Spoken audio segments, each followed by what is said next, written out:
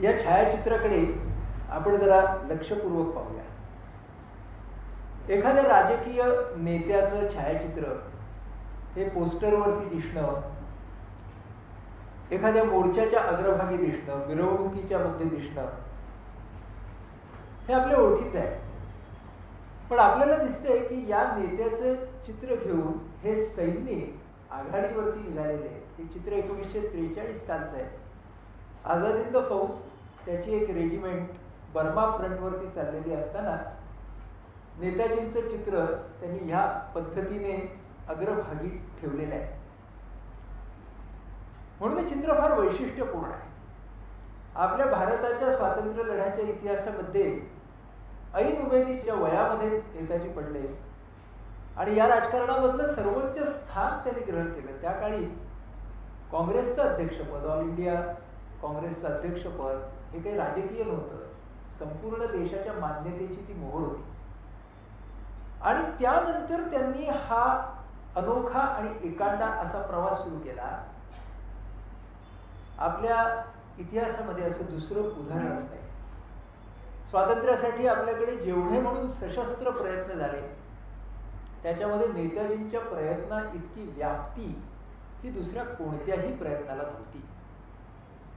मग त्यामध्ये चंद्रशेखर आझादांची हिंदुस्थान सोशलिस्ट रिपब्लिकन आर्मी असू दे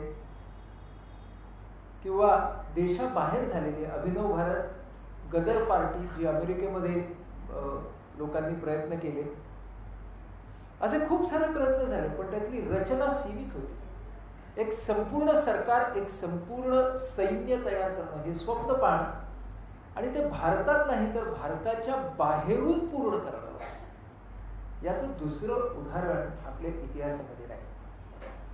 सगळे प्रयत्न भारतातून झाले पण हे भारताच्या बाहेर गेले. सुभाषबाबूंची रचना किंवा त्यांचं स्वप्न असं होतं की जर भारताच्या बाहेरून एक प्रचंड मोठा असा सैन्याचा दट्टा निर्माण करता आला तर या भारतातील जे प्रयत्न सुरू आहेत स्वातंत्र्यासाठीचे त्या सगळ्या प्रयत्नांना एक मोठा उजाळा मिळेल.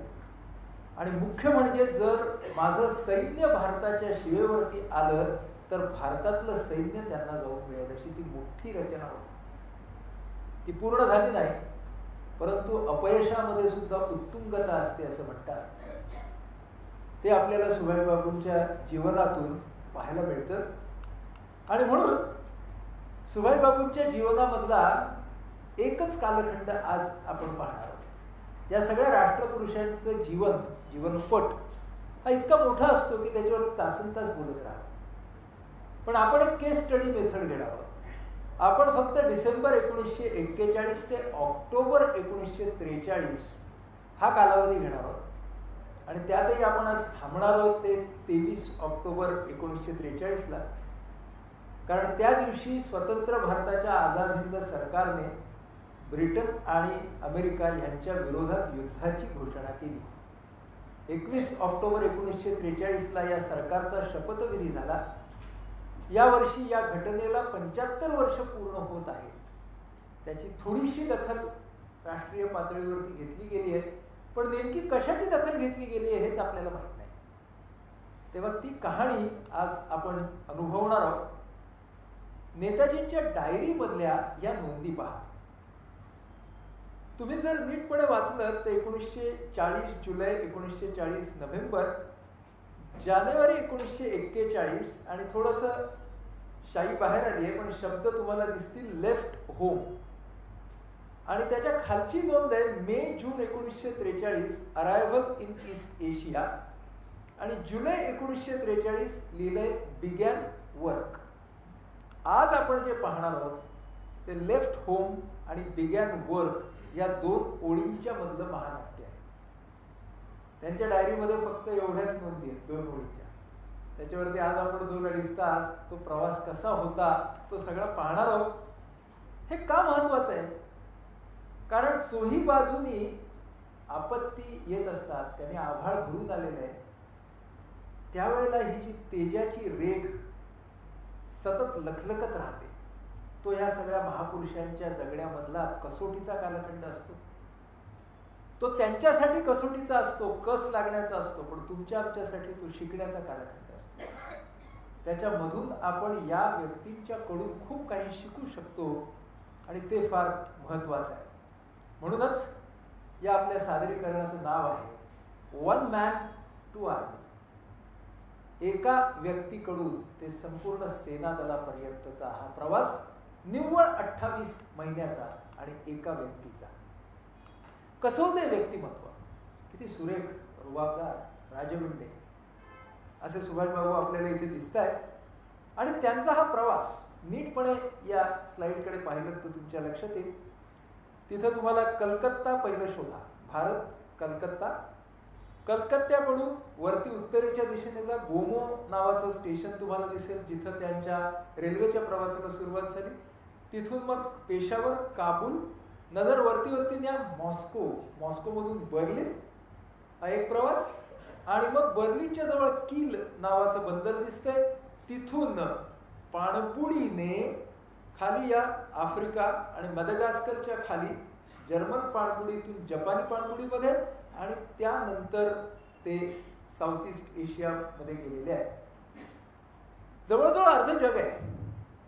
आणि हा जगातला हा जो विलक्षण प्रवास आहे अर्ध्या विश्व प्रदक्षिणेचा, साधनं काय काय वापरली आहेत ते आपण बघूया. पायी चाललेत, खेचरावरती बसलेत, मोटरने गेलेत, ट्रकच्या टपावरती बसलेत, रेल्वेने गेलेत, विमानाने गेलेत आणि मुख्य म्हणजे पाणबुडीने गेलेत. दुसऱ्या महायुद्धाच्या संपूर्ण इतिहासामध्ये the only civilian who has travelled through submarine. आणि ते सुद्धा 2 देशांच्या नेव्हीच्या सबमरीनमधून, आधी जर्मन आणि मग जपान. हे सुभाषबाबूंचं टोकियोमध्ये जून 1943 मध्ये पोहोचल्यानंतरचं छायाचित्र आहे. सुभाषबाबूंचा स्वभाव कसा होता? त्यांचे एक सहकारी एस ए अय्यर आहेत, ते लिहितात, there was something quietly majestic about his bearing. रुबाबदार माणूस होता. पुढचे शब्द छान आहेत, a rhythmic dignity about his gait. कसे चालायचे, लयदार पद्धतीने, डिग्निटी होती त्याच्यामध्ये, टवदारपणा होता. Something electrical about his very presence. अत्यंत चैतन्यदायी अशा तऱ्हेचं या माणसाचं अस्तित्व. And at the same time something very charming about his child like smile. बालसदृश्य अशा प्रकारचं एक हास्य की जे तुम्हाला जिंकून घ्यायचं. That fascinated and deeply impressed one and all in any international gathering that he attended at Tokyo. टोकियोमधलं हे वर्णन त्यांनी केलेलं. छाप पाडणारं व्यक्तिमत्व होतं. आणि या छाप पाडणाऱ्या व्यक्तिमत्वाला फक्त बाह्य रूपच नव्हतं, तर त्याला जी जोड होती ती विलक्षण ध्येयनिष्ठेची आणि त्या ध्येयनिष्ठेसाठी केलेल्या अपार कष्टांची. त्यांचे एक सहकारी लिहितात, as a political being Subhash was the sternest of the man. अत्यंत कडक, शिस्तबद्ध. But as a social being he was the sweetest. समाजामध्ये तुमच्या आमच्या बरोबर वावरताना हा माणूस अत्यंत सौम्य, अत्यंत सौहार्दाने वागणारा होता. पण काम तिथे काम, शिस्त तिथे शिस्त. अय्यर नावाचे त्यांचे एक सहकारी लिहितात, in the dealing with the Japanese, जपानी लोकांच्या बरोबर वाटाघाटी करत असताना Netaji took his stand four square on certain fundamentals. जी काही तत्व होती तिथं तडजोड कधीही केली नाही. आपल्या देशाच्या संदर्भामध्ये देशहित जे आहे त्याच्याशी तडजोड नाही. आणि लक्षात घ्या, तुम्ही परक्या सत्तेच्या समोर उभे आहात, तुमच्या हातात काही नाही, तरीही तुम्ही इतक्या आत्मविश्वासाने उभे आहात की समोरच्या माणसावरती त्याची छाप पडते. रिफ्यूज टू बज अन इंच. एक इंचभर, रेसभर सुद्धा ढळत नव्हते स्वतःच्या भूमिकेपासून. Even when such a stand meant an eminent and total break with the Japanese. म्हणजे अशी वेळ येत असते वाटाघाटींच्या मध्ये की वाटाघाटी तुटतील, पण मी माझ्या तत्वांबरोबर कधीही प्रतारणा करणार नाही. गांधीजी आणि सुभाषबाबू यांच्या मतभेदांवरती खूप लिहिलं गेलेलं आहे. आणि ते मतभेद होतेच अस्तित्वात, पण त्या काळातले मतभेद हे अत्यंत उत्तम पद्धतीने कसे हाताळायचे हे बहुतेक त्या लोकांना माहिती होतं.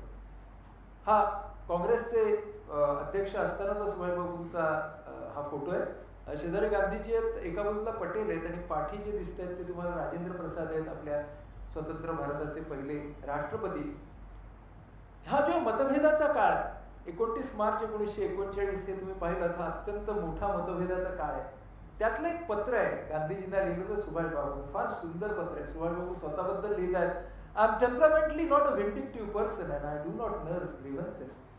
मी असा माणूस नाही की जो द्वेषभावनेला जपतो I do not nurse grievances, म्हणजे जे काही वेदना असेल, जे काही उरण असतील ते कुरवाळत बसण्याचा माझा स्वभाव नाही. In a way I have the mentality of a boxer. मी मुष्टियोद्ध्यासारखं आहे. माझं जे व्यक्तिमत्व आहे ते मुष्टियोद्ध्यासारखं आहे. That is to shake hand smilingly when the boxing bout is over. जेव्हा मुष्टियुद्धाचा सामना संपतो तेव्हा हास्य चेहऱ्यावरती आणत समोरच्या माणसाच्या समोर, प्रतिस्पर्ध्याच्या समोर हात द्यायचा and take the results in sporting spirit. त्या खिलाडू वृत्तीनं जे काही निकाल असतील ते निकाल घ्यायचे. हे स्वतःबद्दलचं वर्णन खूप छान सुभाषबाबूंनी केलंय. आपण आपल्या कालखंडाकडे जाण्याआधी अगदी पटापट बघूया की त्यांची लाईफ हिस्ट्रीमधले त्यांच्या जीवनातले महत्वाचे टप्पे कोणते. 23 जानेवारी 1887 मध्ये कटकला सुभाषबाबूंचा जन्म झाला. 1920 साल आपण घेऊया बेंचमार्क म्हणून, कारण 1920 साल हे भारताच्या राष्ट्रकारणामधलं महत्वाचं साल. त्या वर्षी टिळक वारले आणि गांधी पर्व सुरू झालं. गांधीजी त्यावेळी 51 वर्षाचे आहेत, नेहरू 31 वर्षाचे आहेत आणि सुभाषबाबू फक्त 23 वर्षाचे. म्हणजे आपल्याला दिसेल की सुभाषबाबू नेहरूंच्याही नाही थोडे ज्युनियर आहेत आणि जयप्रकाश नारायण हे त्यांनाही ज्युनियर आहेत. सुभाषबाबूंचे वडील जानकीनाथ बोस हे लॉयर म्हणजे वकील, प्रभावती देवी त्यांची आई. 9वा नंबर 14 भावंडांमधला. त्या काळी अशी म्हणजे पूर्ण क्रिकेट टीम अधिक राखीव अशी सगळी मंडळी असायची त्या काळात. त्यातले 9वे. 1902 साली प्रोटेस्टंट युरोपियन स्कूल मध्ये शिक्षणाला सुरुवात. 1913 साली बोर्डामध्ये दुसरे आले SSC ला आणि त्या सुमारास विवेकानंदांच्या बरोबर त्यांची ओळख झाली. विवेकानंदांचं संपूर्ण साहित्य बंगाली तर होतेच आणि त्यामुळे विवेकानंदांची मोहिनी त्यांना पडणं खूप अपरिहार्य होतं. विवेकानंदांचं जे वैशिष्ट्य की अध्यात्म हा राष्ट्रवादाला लावणं, अध्यात्म हे तत्व तोपर्यंत सगळ्यांनी राष्ट्रवादाला लावलं नव्हतं. मानव मुक्ती इथपर्यंत अध्यात्म होतं. विवेकानंद पहिले की ज्यांनी राष्ट्र चेतनेसाठी अध्यात्म कसं वापरायचं हे तुम्हा आम्हाला शिकवलं.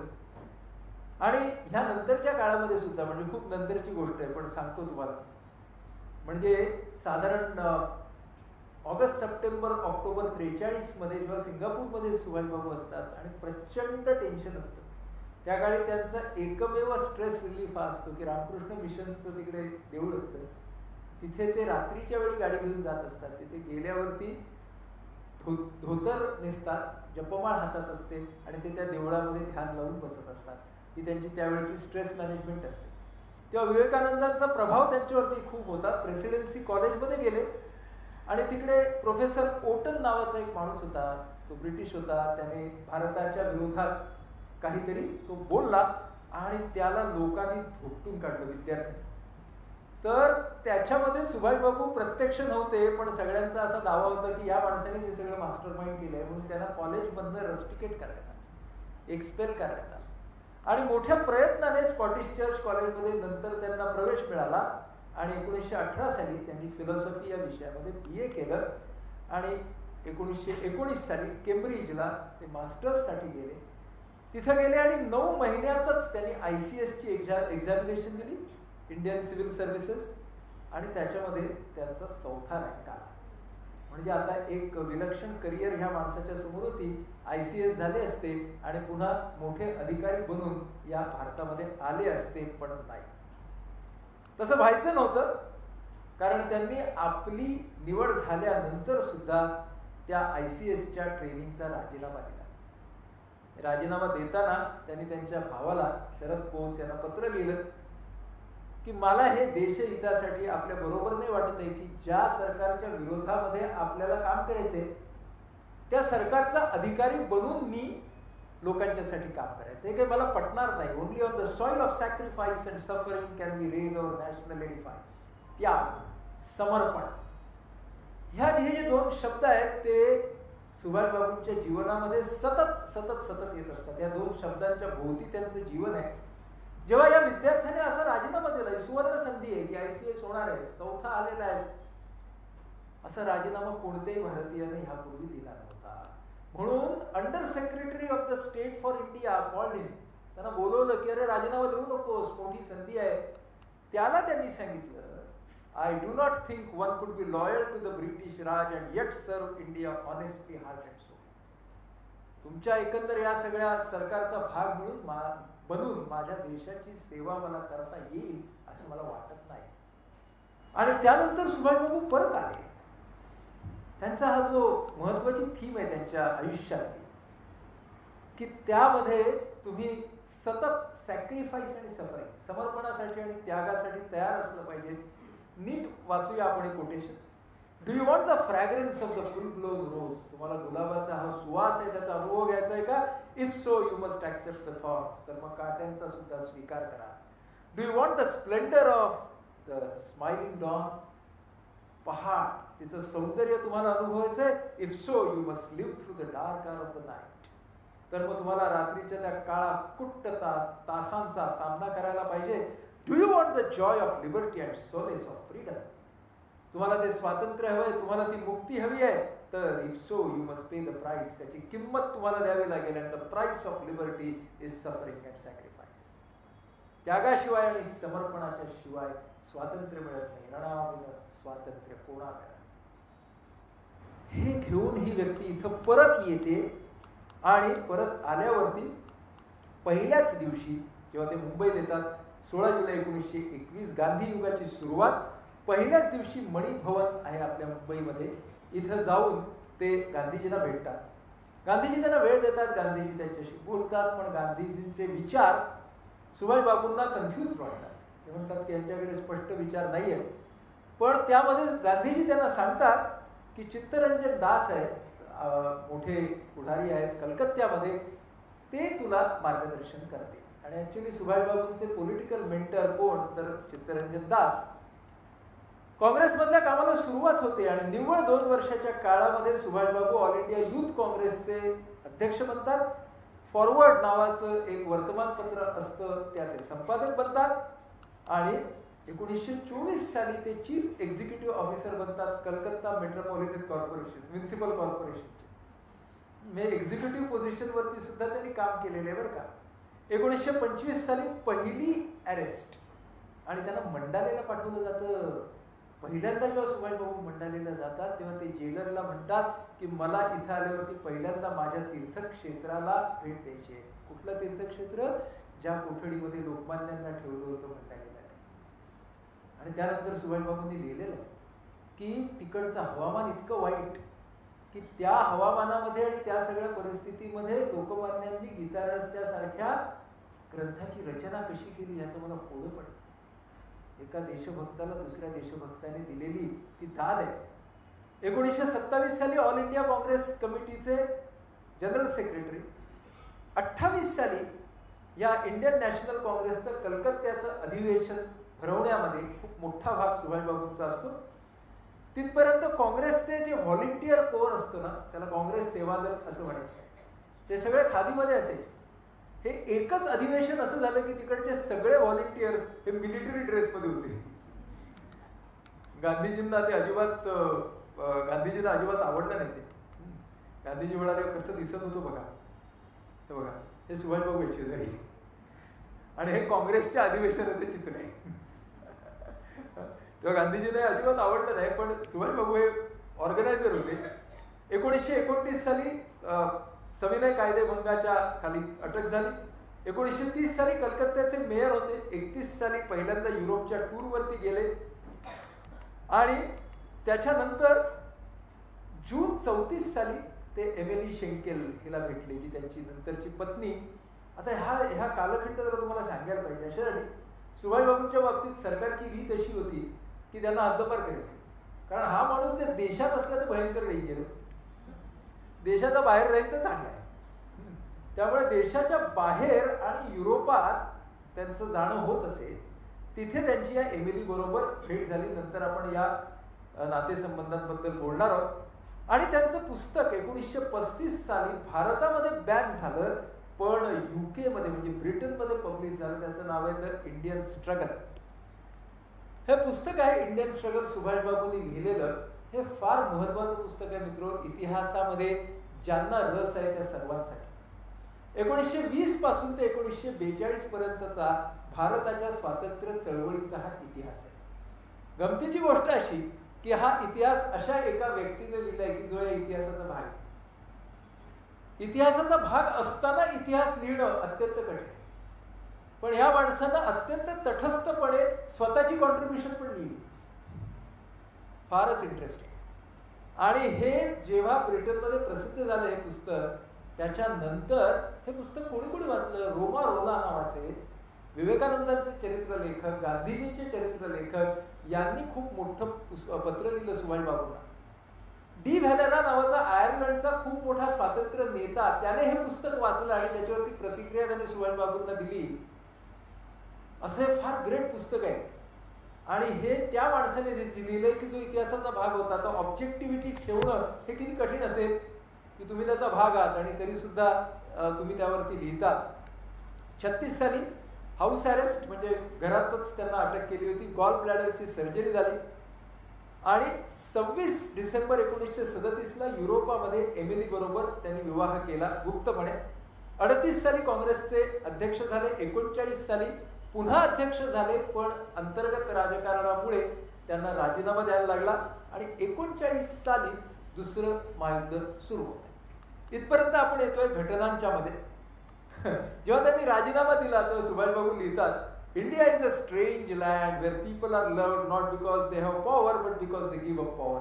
भारत हा एक विचित्र देश आहे की जिथे लोक तुमच्यावरती, तुम्ही सत्तेवर असता म्हणून नाही तर सत्तेवरून दूर होता म्हणून तुमच्यावरती प्रेम करतात. For instance, at Lahore, I had a warmer welcome this time than when I went last year as Congress president. गेल्या वर्षी मी काँग्रेस प्रेसिडेंट म्हणून गेलो होतो त्यापेक्षा. पण सुभाषबाबूंच्यासाठी हा कालखंड अतिशय कठीण होता. त्यांनी काँग्रेसच्या अध्यक्षत्वाचा राजीनामा दिला आणि ऑल इंडिया फॉरवर्ड ब्लॉक नावाचा स्वतःचा गट स्थापन केला. 1940 मध्ये कलकत्त्यामध्ये हा हॉलवेल नावाचं मॉन्युमेंट आहे, त्याच्या अगेन्स्ट, त्याच्या विरोधात त्यांनी सत्याग्रह केला. जुलै 40 मध्ये त्यांना अटक झाली.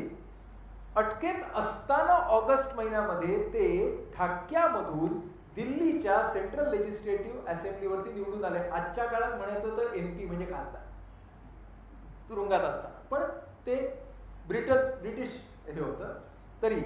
आणि डिसेंबर 1940 मध्ये त्यांची जेलमधून सुटका करण्यात आली, पण त्यांना हाऊस अरेस्ट म्हणजे घरी स्थानबद्धतेमध्ये ठेवण्यात आलं. आता आपण आपल्या काळाकडे येतो. या 1940 हे जे वर्ष होतं ते सुभाषबाबूंसाठी कसं होतं? तर मी तुम्हाला म्हणालो तसं की राष्ट्रकारणासाठी ते आता मुख्य प्रवाहातून थोडेसे बाहेर फेकले गेलेले होते आणि त्यांना परत यायचं होतं या मुख्य प्रवाहामध्ये राष्ट्रकारणाच्या. म्हणून त्यांनी फॉरवर्ड ब्लॉकची स्थापना केली. आपल्या या युद्धामध्ये तडजोड नको यासाठी त्यांनी काम केलं. गांधीजींना वर्ध्याला ते भेटले आणि गांधीजी काय म्हणाले बघा. जुलै महिन्यात भेटतात गांधीजींना आणि गांधीजींनी हरिजनच्या अंकात लिहिलेलं आहे ना, हे 13 जुलै 1940.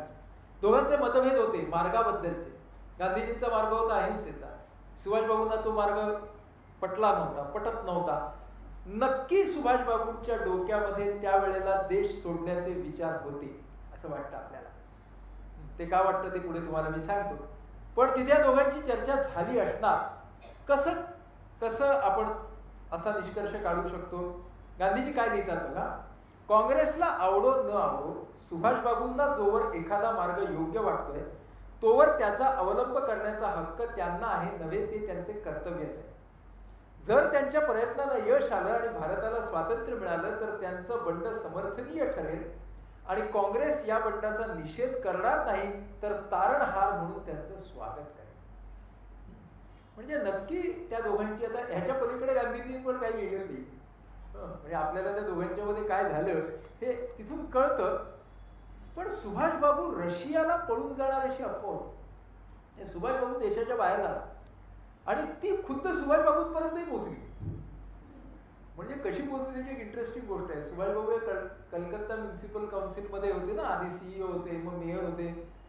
तर त्यांची तिकडची जी नोकरशाही होती ती ओळखीची असणार. तर एक माणूस ना माझ्या कुणाला तरी काहीतरी लावा, काम करायला चिठ्ठी द्या म्हणून सांगायला गेला. तर सुभाषबाबू त्याला म्हणाले की अरे एवढ्या घाईनं का आला असतो, तुम्ही रशियाला गेलात तर त्याच्या आधी माझं काम. तर सुभाषबाबूंच्या डोक्यात आलं की अरे आपण देश सोडून जाणार ते लोकांना माहिती आहे, ते काही बरोबर नाही ना आपल्या दृष्टीनं. म्हणून त्यांनी हा जो हॉलवेल मॉन्युमेंट सत्याग्रह आहे तो मुद्दामून केला असं आपण तर्क काढू शकतो. म्हणजे आता मी इथंच आहे, मी इथंच सत्याग्रह करतो आणि इथंच जेलमध्ये आहे ना, म्हणजे मी बाहेर कसा जाईल. ओके, म्हणून हा सत्याग्रह त्यांनी केला आणि अपेक्षेप्रमाणे 3 जुलैला त्यांना अटक झाली. त्याच्यानंतर ते खासदार म्हणून निवडून आले. खासदार असूनही त्यांना बेल देण्यात आला नाही. आता खासदार आहे, अधिवेशन चालू आहे, तर पाठवा ना, पण ते नाही केलं. मग त्यांनी तुरुंगामध्येच दुर्गापूजा, कारण तो सगळा हा ऑक्टोबरचा भाग असणार, तो झाला आणि नोव्हेंबरमध्ये ते हंगर स्ट्राईक म्हणजे उपोषणाला बसले की मला सोडा. आणि सोडणार नसाल तर मग काय ते कलम लावा, केस चालू करा, काही करा. मग त्यांनी जेलमधून लेटर लिहिलं. त्या पत्रामध्ये फार सुंदर लिहिलं.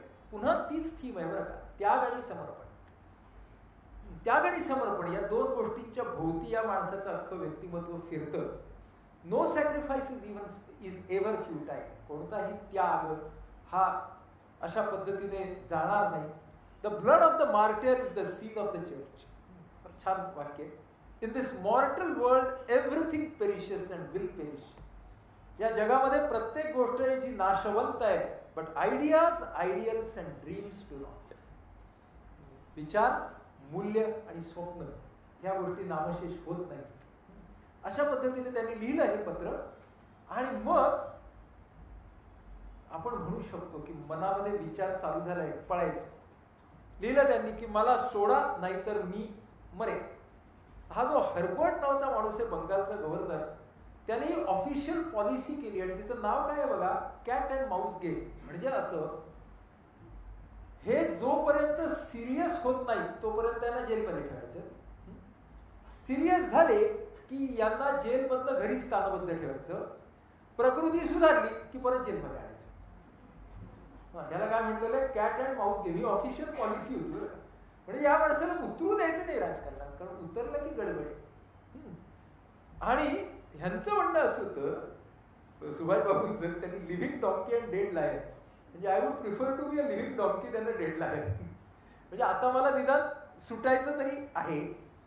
आणि म्हणून सरकार काय म्हणाल, तुम्हाला जेलमधनं आम्ही सोडतो, पण म्हणजे तुम्ही फ्री आहात असं नाही.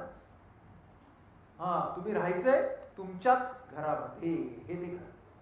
हे ते कलकत्त्याचं घर जिथे आत्ता नेताजी सुभाषांचं म्युझियम आहे आणि सेंटर ज्या घरातून चालवलं जातं ते हे घर आहे. आणि तिथे आल्यावरचा हा फोटोग्राफ आहे. ह्याच्यामध्ये तुम्हाला एक इंटरेस्टिंग गोष्ट दिसते का बघा, की या 4 ते 5 महिन्याच्या काळात सुभाषबाबूंची मिशी त्यांच्या आयुष्यात पहिल्यांदाच इतकी वाढलेली तुम्हाला दिसते. पण हा त्यांच्या सुटकेनंतर लगेचच घेतलेला हा फोटोग्राफ आहे की जो तुम्हाला तिथं दिसतोय. डोक्यातला गोल पक्का झाला होता. कसं कळतं, H.V. कामत हे आपल्या स्वतंत्र भारतामध्ये नंतर खासदार होते आणि ते त्यावेळेला सुभाषबाबूंना भेटायला गेले होते, कारण त्यांनी सुद्धा ICSचा राजीनामा दिला होता. त्यांच्याशी बोलताना सुभाषबाबू म्हणाले, how can I possibly accept ahimsa as an inflexible principle of action. Ahimsa या तत्वाचा मी इतका ताठर असा स्वीकार कसा करू, when Shri Krishna himself exhorted Arjun not to run away from the righteous war, धर्मयुद्ध.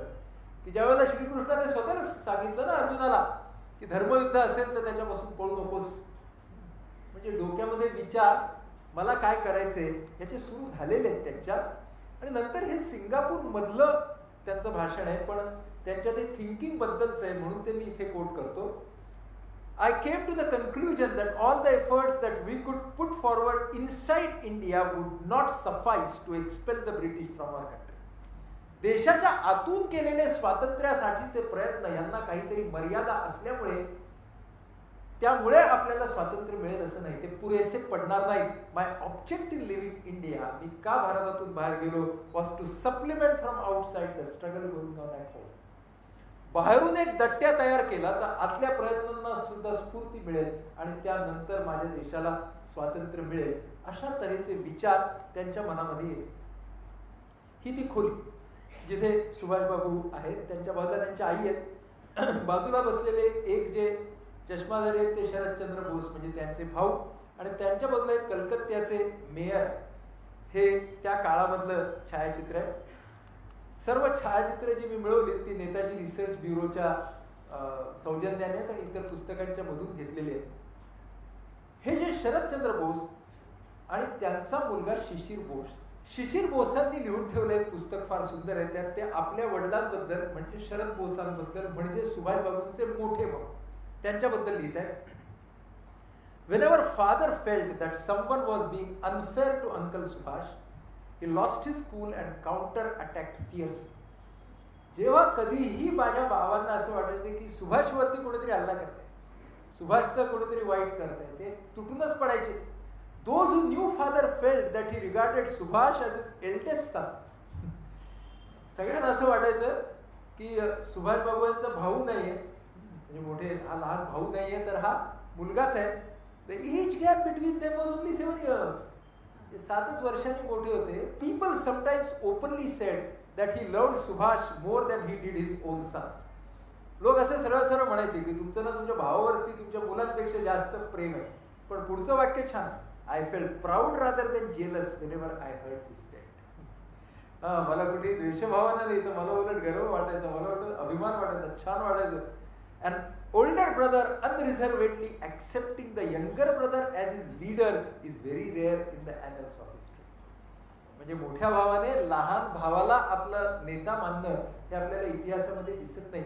हे शिशिर बोस त्यानंतर खूप मोठे पीडियाट्रिशियन झाले बरं का, आणि कलकत्त्यामध्ये आणि बंगालमध्ये त्यांनी प्रॅक्टिस केली, लिहिलं, अनेक पुस्तकं एडिट केली. सुभाषबाबूंच्या वरती सगळ्या इंटेलिजन्सच्या गुप्तहेरांची नजर होती. आणि अशोक बोस म्हणून दुसरा त्यांचा नेव्ही आहे, त्याने लिहिले, I know uncle was disagreeably surprise to learn there from about the dubious role of some of his so called coworkers and was also forwarded from a perusal of the dossier about the surveillance of his movements by one of his own cousins. बघा आता ही जरा interesting गोष्ट आहे. सुभाषबाबूंवरती घरामध्ये कोणाकोणाची नजर होती. सगळीकडे बाहेर गुप्त पोलीस तर होतेच होते, त्यांचे जे सहकारी होते त्यांच्यामध्ये काही लोकांना विकत घेतलं होतं आणि घरातल्या एका व्यक्तीला सुद्धा. आता हे सगळं सुभाषबाबूंना कळलं कसं, तर हे सत्यरंजन बक्षी म्हणून होते, त्यांनी जे पोलिसांची फाईल होती ना तीच एक दिवशी रात्री त्या ऑफिसातून गहाळ केली, ती यांना आणून दाखवली आणि रात्री परत तिकडे नेऊन ठेवली. त्यामुळे नेमके कोणते लोक ब्रिटिशांसाठी काम करतायत आपले हे यांना कळलं. शिशिर बाबू लिहित आहेत, मी माझ्या काकांच्या खोलीमध्ये गेलो and found him lying in the bed looking pale and weak. कारण ते उपोषणातून बाहेर आलेले होते ना, त्यामुळे ते वीक दिसत होते. But his eyes were bright and shine. जेलदार तरतरीत डोळे होते.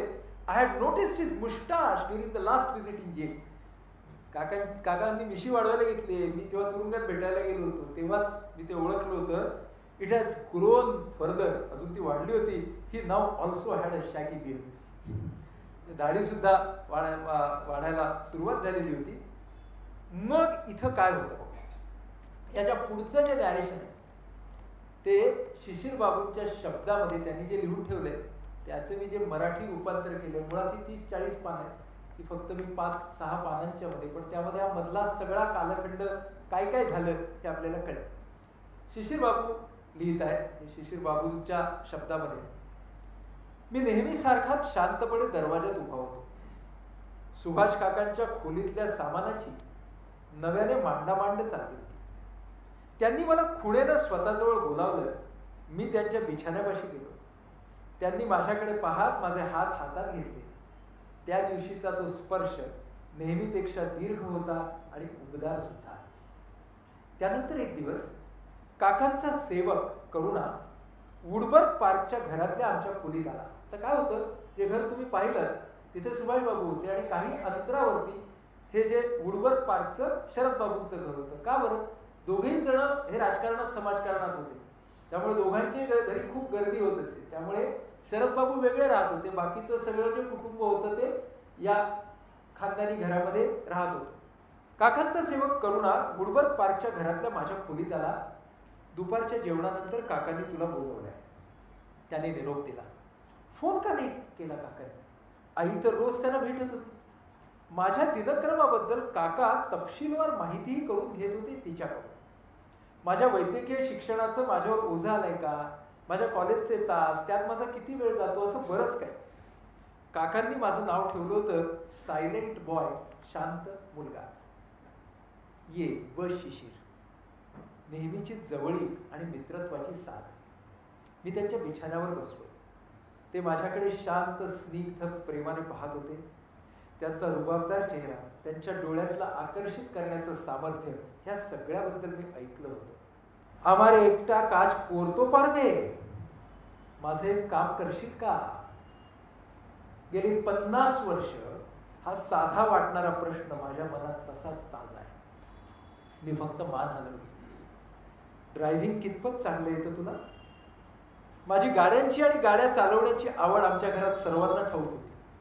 मी चांगल्यापैकी चालवतो गाडी, मी म्हणालो. लांब अंतरावरची मजल मारली आहेस का कधी.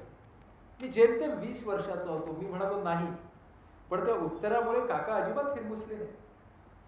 कोणालाही न कळता एका विशिष्ट अज्ञात स्थळी तुला मला घेऊन जायचंय. कोणालाही न कळता. करणार तू हे माझ्यासाठी. तुम्हाला वाटेल मी थरारून गेलो. नाही हो, ती माझी सवयच नव्हती. मी शांतच होतो. कदाचित मला त्या कामाचं महत्वही कळलं नसेल. काका म्हणाले, तू सोडून तुझी चुलत बहीण हिलाच हे ठाऊक असणार आहे. मी तिची पारख केली आहे. ती विश्वासू आहे. आपल्याला फुल प्रूफ प्लॅन करायचा आहे, काका म्हणाले. आणि मग त्यांनी मला स्वतःचा प्लॅन बनवून यायला सांगितलं दुसऱ्या दिवशी. त्या हिवाळ्यातल्या त्या संध्याकाळनंतर मी कायमचा बदललो.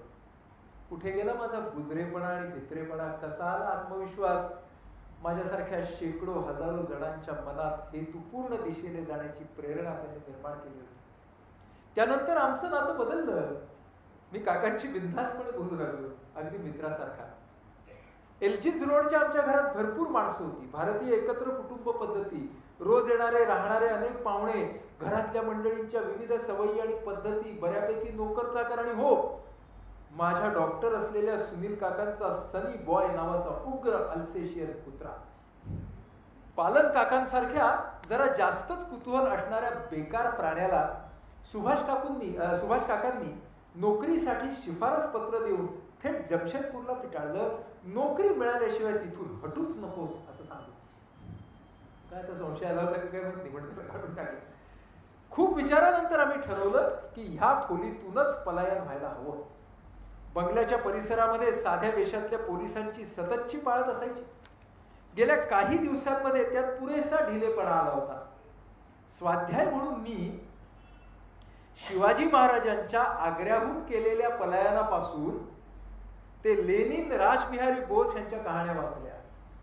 इंटरेस्टिंग आहे की आग्र्याहून शिवाजी महाराज कसे गेले हे शिशिर बोसाने वाचलं आणि त्यावरती नक्कीच सुभाषबाबूंबरोबर त्यांची चर्चा झाली असेल. आयरिश नेता डी व्हॅलेरा याच्या पलायनाची गोष्ट आमच्या योजनेशी जुळणारी होती. मगाशी मी ज्याचं नाव घेतलं बघा, ज्याने सुभाषबाबूंच्या पुस्तकावरती प्रतिक्रिया दिली. मला ती ठाऊक झाली, हे छानच झालं. कारण 16-17 जानेवारीच्या मध्यरात्रीच्या त्या प्रवासात सुभाष काकांनी मला नेमका ह्याच घटनेबद्दल विचारलं. एका बाजूला आम्ही सुभाष काकांसाठी थंड हवेत वापरायच्या गरम कपड्यांची जुळवाजुळव करायला घेतली.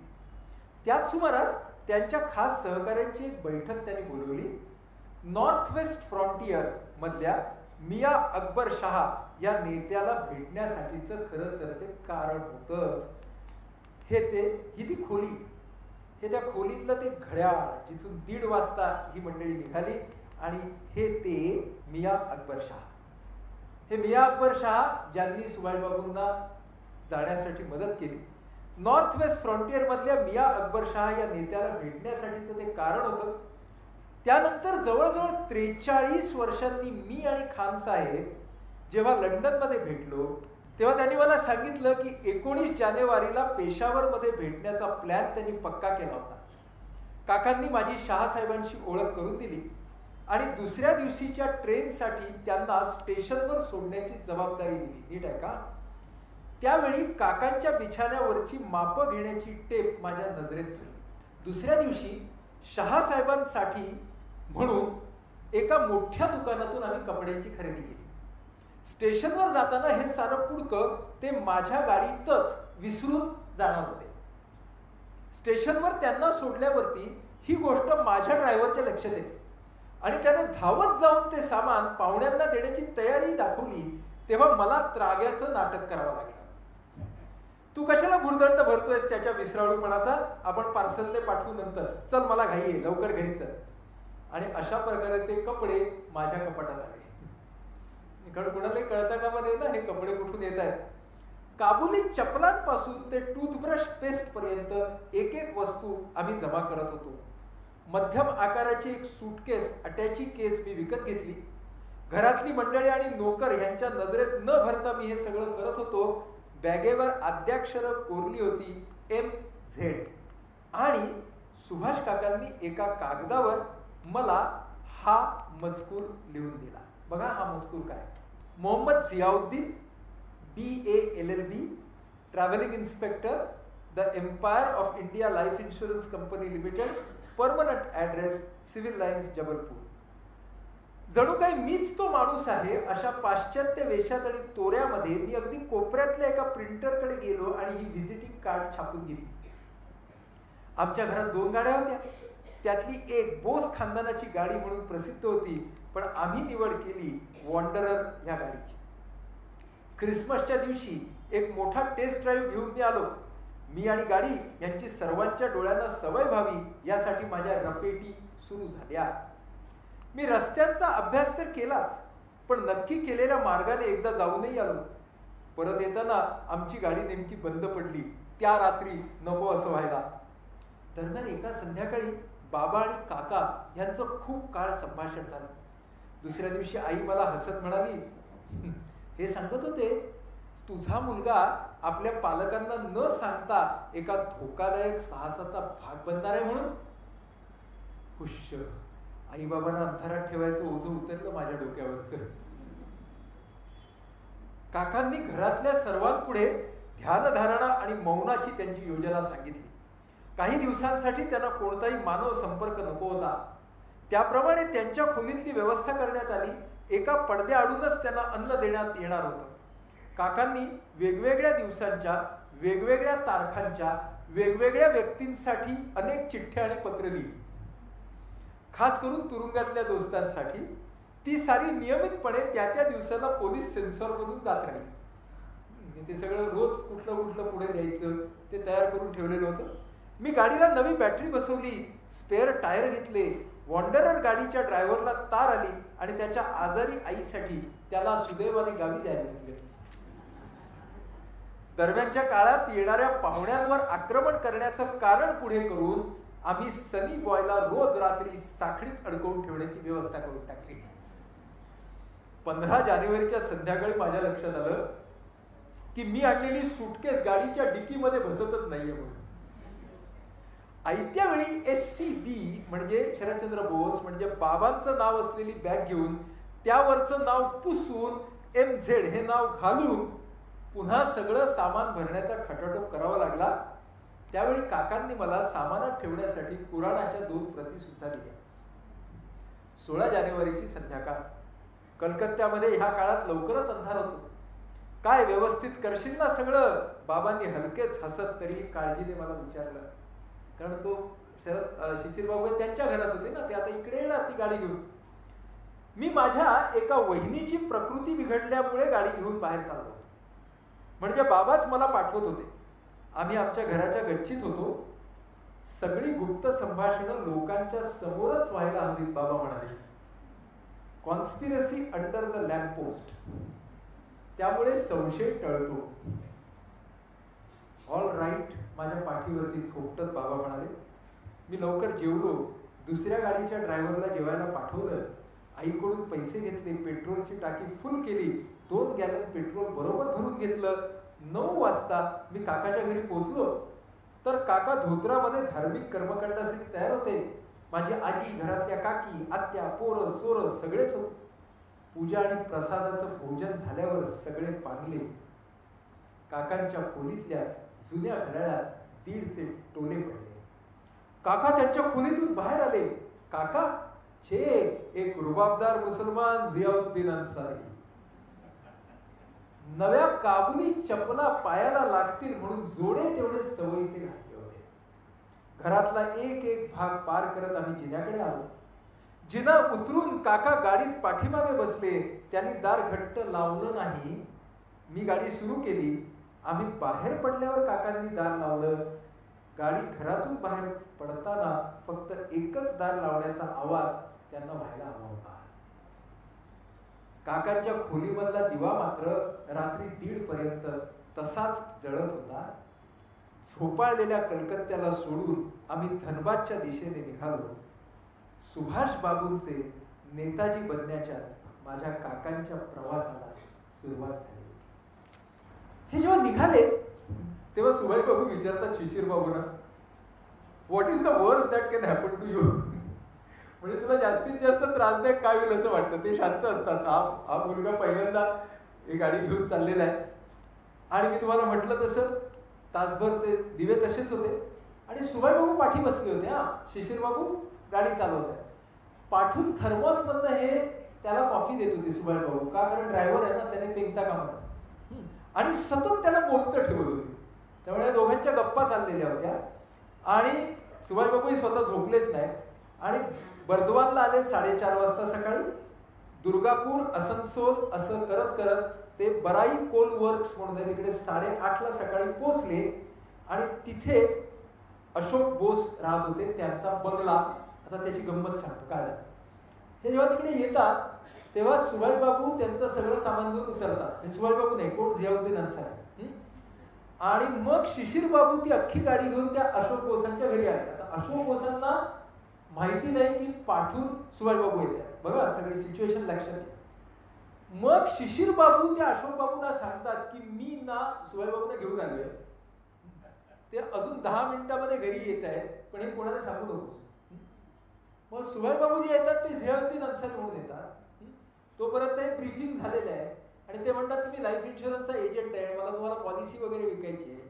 मग अशोक बाबू म्हणतात आता मला वेळ नाहीये तुम्हाला भेटायला, मी ऑफिसमध्ये चाललोय, मी दुपारी संध्याकाळी जेवणाच्या वेळेत येईन, त्यावेळेला मी तुमच्याशी बोलेन.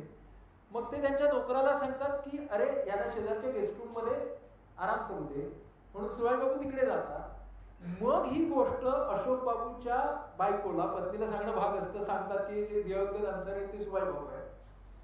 दरम्यानच्या काळामध्ये सुभाष बाबूंनी तिकडं इतकं व्यवस्थित नमाज वगैरे घातलेले असतात की घरातले सगळे नोकर चाकर हा किती खानदानी मुस्लिम आहे असं आपापसात बोलायला लागतात. मग तिकडेच त्यांना जेवण पाठवलं जातं, ते तिकडेच जेवतात. हे अशोक बाबू ऑफिसला जातात, ऑफिसहून परत येतात. मग त्या दोघांचं बोलणं होतं, म्हणजे इन्शुरन्स वगैरे बाबतीमध्ये जे काय बोलायचं असतं ते. मग त्याच्यानंतर संध्याकाळी हा माणूस जो आहे झियाउद्दीन अन्सारी, हा आपली बॅग वळकटी घेऊन जातो. तो काही किलोमीटर अंतरावरती थांबतो. मग कारण नोकर चाकर असतात ना बाजूला. मग शिशिर बाबू म्हणतात की मला ज्या वहिनीला भेटायला जायचं असतं की नाही, तर तिच्याकडे जाताना तू आणि वहिनी माझ्यासोबत या. मग ते दोघे गाडीत बसतात.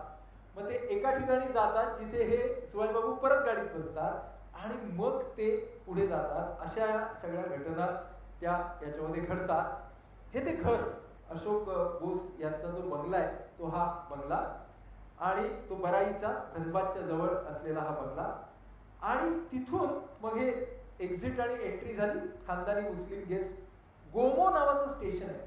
ते स्टेशन मुळात आड स्टेशन आहे म्हणूनच त्याची निवड केलेली असते आणि दिल्ली कालका मेल मध्ये चढायचं असतं. हे ते स्टेशन, हा तो प्लॅटफॉर्म आणि त्या प्लॅटफॉर्मवर तुम्हाला दिसेल जिथे सुभाष बाबू चढले तिथे एक स्मारक आता केलेलं आहे. मध्यरात्रीची वेळ असते ज्या वेळेला सुभाष बाबूंना तिथपर्यंत सुभाष बाबू जातात, पोहोचतात आणि मग या गोमोच्या रेल्वे स्टेशनवरती ते शिशिरला एवढंच म्हणतात, मी चाललो, तू परत जा. आणि we watched Uncle Subhash cross the overbridge with his usual purposeful stride behind the porter carrying his luggage. बघा मध्यरात्र झालेली आहे. तो रेल्वेचा पूल, तो वरचा असा वरती जाणारा भाग, सुभाष बाबू चाललेले, तो हमाल त्यांचं सामान घेऊन जातोय. अचानक शिशिर बाबूंच्या लक्षात येतं आपण काकाच्या पाया पण नाही पडलो. Too late to touch his feet. That was the last time I saw Uncle Subhash. माझ्या काकांना शेवटचं तेव्हा बघितलं at a lonely railway station in Bihar at about 1 AM on 18th of January 1941. त्यानंतर पाहिलंच नाही शिशिरबाबूंनी कधीच. त्यांना त्यानंतरच्या काळामध्ये शिशिरबाबूंना खूप मोठा तुरुंगवास आहे. त्यांना त्या काळच्या म्हणजे पेशावरच्या जवळच्या तुरुंगांमध्ये सुद्धा ठेवलेलं होतं. आणि त्या माणसाने स्वातंत्र्य लढ्यामध्ये त्याची भूमिका शिशिरबाबूंनी सुद्धा घेतली. मग 18ला पुढं काय झालं? 18ला पुढं कलकत्त्यात असं झालं की सुभाषबाबू मौनामध्ये गेले आणि ते कोणालाच भेटत नव्हते, पण रोजचं जेवण खाण मात्र घेत होते. आणि तिथे पडद्याच्या आडून त्यांना जेवण दिलं जात होतं. आणि मग गडबड काय झाली, 20 जानेवारीला कोर्टाची तारीख होती.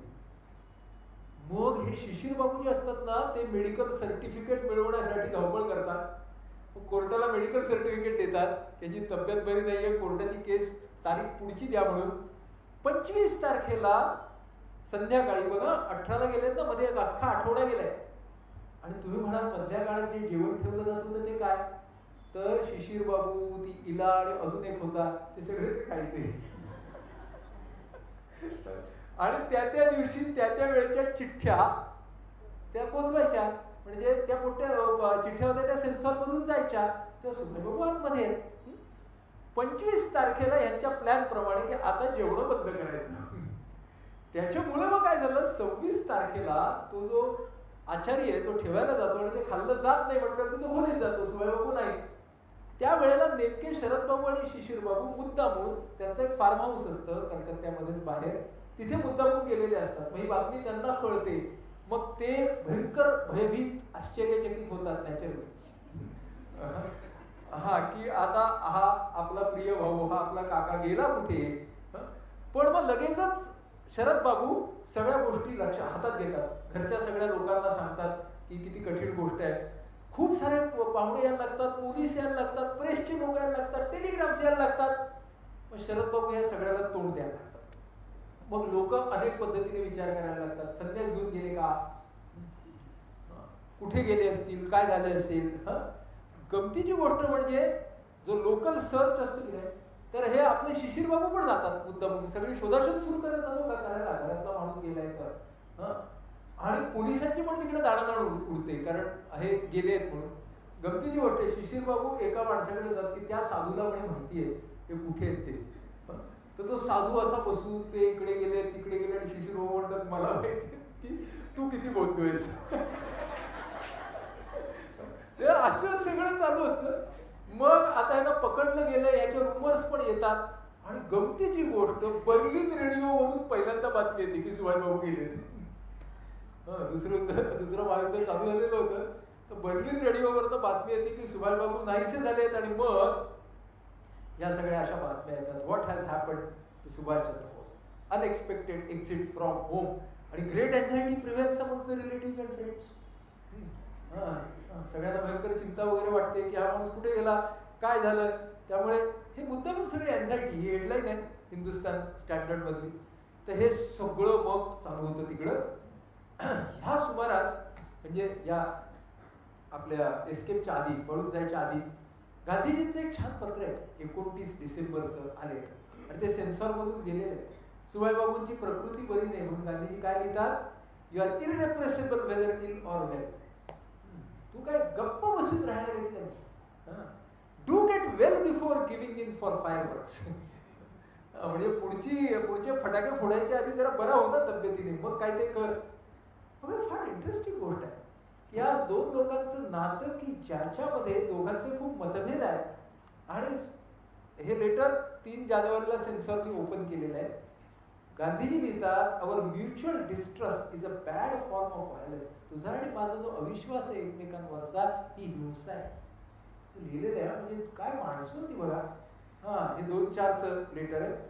दो we have discussed sharp differences of opinion between us. तुझ्या आणि माझे मतभेद आहेत. I am quite sure that our private relations will not suffer in the least.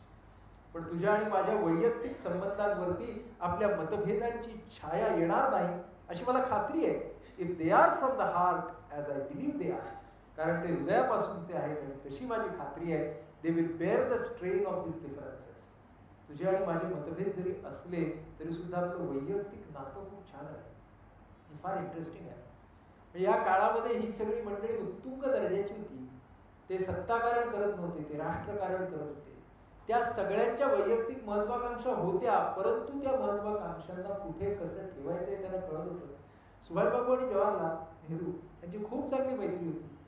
Kamala Nehru जेव्हा युरोपामध्ये असतात तेव्हा सुभाषबाबू त्यांची काळजी घेतात. कमला नेहरू जेव्हा गेल्या तेव्हा नेहरूंच्या बरोबर सुभाषबाबू होते युरोपात. हे आपल्याला माहित नसते की या सगळ्या लोकांची नाती एका पातळीवरती अत्यंत तरल आणि एकमेकांना समजून घेणारी होती. आणि जिथं कुठं त्यांचे मतभेद झालेले आहेत ते त्यांनी पब्लिकली केलेले आहेत. म्हणजे सगळी पत्र म्हणा, सगळा पत्रव्यवहार हा सगळा देशाच्या समोर हा सगळा पत्रव्यवहार ठेवलेला असायचा. हे त्या काळाचं फार मोठं वैशिष्ट्य आहे. त्या गोमोह स्टेशनवरनं दिल्लीपर्यंत गाडी जाते आणि दिल्लीवरनं पेशावरला ट्रेन जाते. तिथे 19 जानेवारीच्या संध्याकाळी ते मियाँ अकबर खान बघितले ना आपण, ते स्वागतासाठी हजर असतात. डीन्स हॉटेल म्हणून एक हॉटेल असतं, तिकडे नेणार असतात बरं का त्या. तर तो जो टांगेवाला असतो ना, तो म्हणतो की त्या डीन्स हॉटेलमध्ये फार सारे युरोपियन वगैरे लोक आहेत, हा इतका सच्चा मुसलमान आहे, यांना ताजमहल हॉटेलमध्ये घ्या. तर मग यांच्या सुद्धा लक्षात येतं मियाँ अकबर खानच्या की त्या डीन्स हॉटेलमध्ये जास्त गुप्तहेर असण्याची शक्यता आहे युरोपियन. तर जिथं ट्रॅडिशनल मुस्लिम आहेत त्याच एरियामधल्या हॉटेलमध्ये आपण यांना नेऊया म्हणून या हॉटेलमध्ये त्यांना नेलं जातं. नंतर आबाद खान म्हणून आहे त्याच्या घरामध्ये त्यांना ठेवलं जातं. आणि आता काय होतं, ती भाषा तर सुभाषबाबूंना येत नाही. आता पहिल्यांदा आलेले ते झियाउद्दीन अन्सारी बनून, आता दुसरं वेषांतर आता पठाण बनतात. पठाणाचा वेश घालणं अगदी सोपं आहे, पण बोलायचं कसं, भाषा येत नाही म्हणून त्यांना डेफ अँड म्यूट म्हणजे गुंगा बहिरा केलं जातं. मग गुंगा बहिरा कसा बोलेल ते सगळं शिक्षण दिलं जातं. एवढंच नाही तर पठाण लोक कसे नमाज पढतात, कसे पाणी पितात, कसे खातात, या सगळ्याचं प्रशिक्षण त्याला दिलं जातं. आणि ही विलक्षण गोष्ट ना, हा माणूस त्यावेळेला गांधी आणि नेहरूंच्या नंतर किंवा बरोबरीचा राष्ट्रनेता होता. याचं पकडलं जाणं आणि याचं पळून जाणं ही भयंकर त्या इंग्रज साम्राज्याला गदागदा हलवणारी घटना होती. त्यामुळे हे सगळं करणं भागच होतं. आणि मग त्यांना तिथे भगतराम तलवार नावाचा एक माणूस भेटतो, ज्याचं वेषांतर रहमत खान म्हणून केलं जातं. हा त्यांचा गाईड, जो त्यांना पेशावरवरनं काबूलला नेणार आहे. कशासाठी, तर तिथे अड्डा शरीफ आहे, तिकडे हा आपल्या गुंग्या या आपल्या काकाला मामाला घेऊन चाललाय का, आता तिकडे मग दुवा वगैरे केली तर ह्याला बोलायला यायला लागेल म्हणून हे दोघे जण तिथून चाललेले आहेत. असं सगळं ते प्रवास दाखवणार आहेत ते. हा तो भगतराम तलवार, याचं कोड नेम आहे सिल्वर. याच्यावरती एक अख्खं पुस्तक आहे. दुसरं महायुद्ध संपलं त्याच्यानंतर हा एकमेव असा गुप्तहेर आहे की ज्यानं तुम्हाला आश्चर्य वाटेल, महायुद्धात असलेल्या जवळजवळ प्रत्येक राष्ट्रासाठी गुप्तहेर म्हणून काम केलं आणि तरी तो जगला. हो, त्याच्यावरती एक अख्खं पुस्तक आहे. तेव्हा फार इंटरेस्टिंग पुस्तक आहे. त्याच्यावरती हा ॲज अ नेताजींच्या काळातलं महत्व असं की ह्याने नेताजींना पेशावरवरनं काबूलपर्यंत नेलं. 26 जानेवारी 1941ला सुरुवात झाली. पहिल्यांदा ते पेशावरकडून ब्रिटिश बॉर्डर पर्यंत गेले, ते गाडीने गेले म्हणजे कारने. तिथून ट्रायबल टेरिटरी सुरू होते, म्हणजे ते सगळे पठाण टोळीवाले. मग आता तिथे पायी प्रवास सुरू झाला, खेचरावरती बसून प्रवास चालू झाला. आणि 27 जानेवारीला ते पहिल्या खेड्यामध्ये गेले.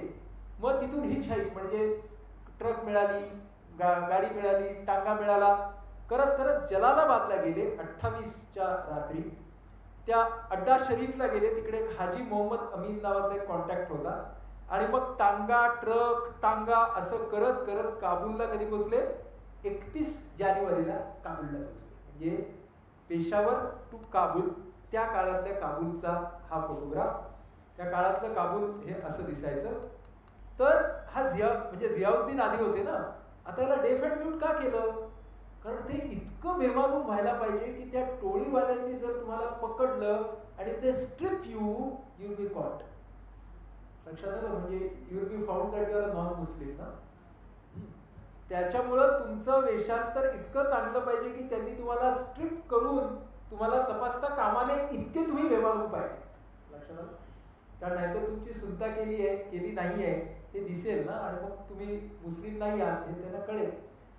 मग हे इतके चाललेले नसतात तो सुभाषबाबू कधी. चालतात, खेचरावरती बसणे, एकदा पडलेले आहेत त्या खेचरावरून घसरून, खेचरावरती बसायची कुठे हे असणार ना, सवय असणार. त्या सगळ्यामध्ये हा माणूस दमतो खूप. फार इंटरेस्टिंग गोष्ट आहे. आणि तो दमल्यावरती हा सिल्व्हरचा असतो ना, तो त्यांच्या कानात म्हणतो की सुभाषबाबू बॉर्डर क्रॉस झाली बरं का, आपण आता ब्रिटिश साम्राज्यात नाही. तसा माणूस हा ताडकन उठतो आणि म्हणतो here I kick George the sixth. आणि त्याच्यानंतर तो चालायला, म्हणजे सगळे जे हार्डशिप्स आहेत ना प्रवासाचे, ते सगळे कष्ट करत करत ते एका ठिकाणी एका खेड्यात जातात. ह्यांचा जो पुढचा गाईड म्हणून जाणार असतो त्याचं त्या दिवशी लग्न झालं असतं आणि त्याच्या घरी ब्राईड असते. पण ती जी मुलगी असते ती यांना खूप छानपणे स्वागत करते, स्वयंपाक करते, खायला प्यायला घालते, सगळं करते. मग पुढे जातात, एक पठाण भेटतो वाटेत. तो म्हणतो यांना बोलता येत नाही का, माझा या टंगचा अभ्यास आहे, मी तपासतो. तुम्हाला ती टंगची बोलून ती तपासतो आहे त्याला. म्हणजे सगळं करावं लागतं. ह्या छोट्या छोट्या गोष्टी आहेत सगळ्या. मग हे बसतात एका ट्रकच्या वरती, पोलीस येऊन बसतात ट्रकमध्ये. आणि वाटतं आता काय करायचं. आणि इतकं छळतात ना लोक रस्त्यावरती खरं तर. पण ते सगळं करत करत करत ह्यांना जायचं असतं. आणि सुभाषबाबू काबूलमध्ये पोहोचतात, एका सराईमध्ये राहतात. सुभाषबाबूंना असं अंडरग्राऊंड जगणं हे माहितच नाही ना, सतत पब्लिक लाईटमध्ये असलेला माणूस आहे. तर एकदा त्यांना अशी उर्मी होते की माझा फोटो काढून घ्यावा. ते असतात ना वेगवेगळ्या ठिकाणी फोटोग्राफर्स. मग हा तो सिल्वर म्हणतो फोटो नका काढू, पुढे हातात पडलं तर काय. मग एकदा दोघे काबूलमध्ये फिरत असताना रशियाच्या अँबॅसिडरची गाडी बंद पडते एका कॉर्नरवर. तर हा सिल्वर धावत धावत जातो, त्याला काचेवर टकटक करतो आणि त्याने काच खाली केल्यावरती म्हणतो, त्याला सांगतो की माझ्याबरोबर सुभाषचंद्र बोस आहेत. कारण कुठेतरी एका वकिलातीने आपल्याला आश्रय द्यावा काबूलमध्ये, यासाठी याचे प्रयत्न चालू झालेले असतात. तर तो ती काच बंद करतो आणि गाडी पुढे नेतो, आय डोंट नो म्हणून. पण खरी गोष्ट अशी की त्यांना माहिती असतं तोपर्यंत ती बातमी सगळ्या वकिलातींच्या पर्यंत पोहोचलेली असते. एकदा हे शूज घ्यायला जातात आणि तिकडे हा सिल्वर गडबडतो आणि एका खोट्यामधून दुसरं खोटं सांगायला लागतो. मग कसे बसे ते शूज घेऊन बाहेर पडतात. भयंकर गोंधळ त्या सगळ्यामध्ये होत असतात. आणि हा तो दुर्गम भाग आहे, हा जो क्रॉस करून ही मंडळी काबूलला पोहोचतात तो. आणि त्यावेळी 5 फेब्रुवारीला सुभाषबाबू जर्मन एम्बसीमध्ये जातात आणि अँबॅसिडरला सांगतात की मी हा असाच आहे. अँबॅसिडर म्हणतो की कुणाचं म्हणजे तुम्ही गुप्त राहणंच आवश्यक आहे. म्हणून सिमेन्स कंपनीचा काबूल मधला रिप्रेझेंटेटिव्ह इंजिनियर असतो हेर थॉमस नावाचा, तो यांच्या मधला माणूस म्हणून त्याला नेमला जातो. एवढ्या त्यांना तिकडे अफगाण पोलीसमन भेटतो, ज्याला वाटतंय दोघे संशयास्पद आहे. मग त्याला ह्यांच्याकडून लाच पाहिजे असते. मग सुभाषबाबूंच्याकडे भारी घड्याळ असतं, त्याच्यावर तुझा डोळा असतो. मला ते घड्याळ घेऊन टाकावं लागतं त्याला. मग ह्यांच्या लक्षात येते काही खरं नाही, हे बाहेर सराईमध्ये राहणं. मग उत्तमचंद मल्होत्रा नावाचे गृहस्थ असतात, ज्यांच्या घरामध्ये मग सुभाषबाबूंची राहण्याची सोय केली जाते. आणि तिथून पिएत्रा कॉलोनी हे जे इटालियन अँबॅसिडर असतात त्यांना भेटायला सुभाषबाबू 22 फेब्रुवारी 1941 ला जातात. या अँबॅसिडर वरती ते छाप पाडतात आणि तो म्हणतो की या माणसाला मदत करायला पाहिजे. आणि पुढचं काय करायचं हा सगळा भाग चालू होतो. हे ते घर जिथे सुभाषबाबू राहिले होते ते घर आहे ते. मग इन द मीन टाइम काय झालं बघा, आणि हे खूप इंटरेस्टिंग आहे. फेब्रुवारी 27 ला British intercepted the decoded Italian Telegram of February 23rd and found that Bose was in Kabul. आता तुमच्या लक्षात आलं का बघा, सुभाषबाबू इटलीच्या अँबॅसिडरकडे गेले. इटलीच्या अँबॅसिडरने माझ्याकडे सुभाषबाबू आले होते, हा टेलिग्राम कोणाला पाठवला असणार, रोमला पाठवणारा टेलिग्राम इंटरसेप्ट कोणी केला, ब्रिटिश लोकांनी. आणि ब्रिटिशांना कळलं की सुभाषबाबू काबूलमध्ये. लक्षात आलं. हे झाल्यावरती 7 मार्च पर्यंत ब्रिटिशांनी निर्णय घेतला आणि आपल्या सगळ्या गुप्तहेरांना सांगितलं, बोस कधीही कुठेही मिडल ईस्ट मध्ये दिसले तर त्यांना ठार मारायचं. हे पेपर्स आहेत ना, हे सगळे डॉक्युमेंट्स आहेत. म्हणजे सुभाषबाबूंच्या वरती आता फक्त नजर नव्हती, तर if found shoot at side होतं. म्हणजे किती धोकादायक होतं हे तुमच्या निश्चितपणे लक्षात आहे. आणि मग एका नवीन माणसाचा जन्म झाला. या माणसाचं नाव आहे ओरलँडो मॅझोटा. हा इटालियन. या ऑर्लँडो मॅझोटाचे सगळे पेपर्स तयार झाले, त्याचा पासपोर्ट तयार झाला. आणि March 17 Bose was shifted to the house of a Italian diplomat. म्हणजे इटली मधल्या एका मुत्सद्दी जो आहे त्याच्या घरी त्यानं नेलं आणि काबूलमधनं समरकंदला जायचं. तिथून ट्रेनने मॉस्कोला गेले आणि Moscow to Berlin April 2, 1941 flight घेतली. म्हणजे बघा, ह्यामध्ये आपण कुठपर्यंत आलोय बघा. आपण कलकत्त्याहून निघालो, गोमोला गेलो, तिकडून दिल्ली, तिकडून पेशावर, तिकडून काबूल आणि आता मॉस्को कडून आपण बर्लिनमध्ये आलो. आणि हे सगळं केलेलं आहे. हे करताना 2 एप्रिल 1941 सुभाषबाबू बर्लिनमध्ये आले. 8 फेब्रुवारी 1943 ते जपानकडे जाण्यासाठी पाणबुडीमध्ये बसले. किती वेळ? 22 महिने. या 22 महिन्यामध्ये दुसरं महायुद्ध ऐन भरात आलं होतं आणि सुभाषबाबू जर्मनीमध्ये उतरतात. कसे? सिंगल, एकटे. तो सिल्वर गेला त्याला सोडून तिकडे. हातात काय? आपलं सामान सोडून हातात काही नाही. कुठली सपोर्ट सिस्टीम आहे? शून्य. हातामध्ये फक्त आहे ध्येय. मी माझ्या भारतासाठी काहीतरी करणार आणि त्यासाठी जो शत्रूचा शत्रू तो माझा मित्र. सध्या ब्रिटिशांचे शत्रू कोण? तर जर्मनी आणि जपान. जर्मनीमध्ये मला जर पाय रोवून उभं राहता आलं तर इथूनच मी माझ्या नवीन सरकारची स्थापना करेन. असं घेऊन हा ध्येय वेडा माणूस जर्मनीमध्ये एकटा उतरतो.